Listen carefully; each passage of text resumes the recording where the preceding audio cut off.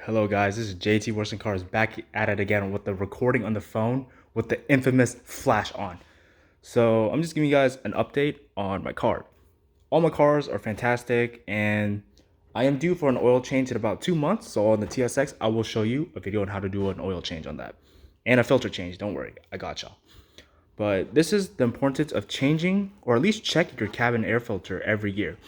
So back in June or July, I replaced this filter with this part right here, Wix 24815, right?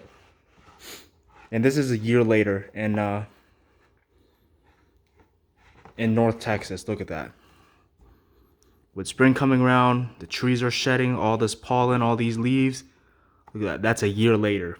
Look at that. It's May 1st right now. Look at that. I was wondering why my AC wasn't blowing too well, right? Hold up. Let me move outside.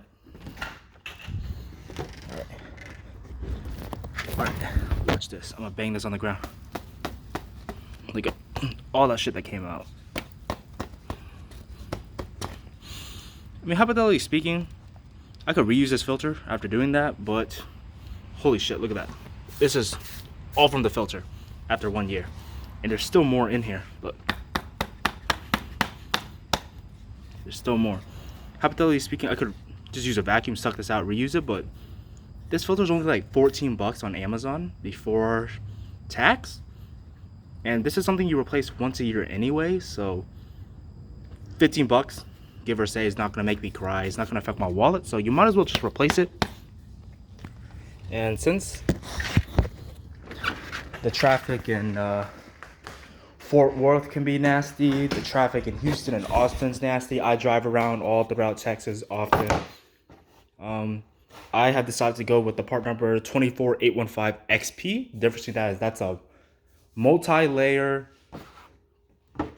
what is it, charcoal activated filter, where like it can filter out diesel soot.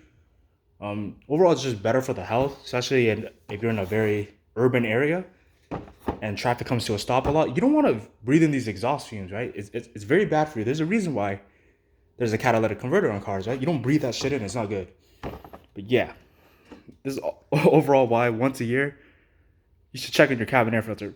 I'd recommend checking it every 3 months. It's so easy to do on most cars. You just literally open the glove box, you pull it out, and you can check it every 3 months. It's not that hard, right? If you can do an oil change, you can change the cabin air filter. But on some cars, you got to disassemble the dash. So in that case, just replace it once a year. I don't want you to tear apart your dash and potentially crack shit. But yeah. Thank you for watching the video, and sorry for the hiatus. I mean, I'm almost done with college. I have 2 more weeks left, 1 week of finals, then 2 more weeks till my graduation. So I'm kind of excited, actually. Excited and scared, but that's every college graduate. Wow. Yeah. Good time for replacement. All right. Thanks for watching, guys.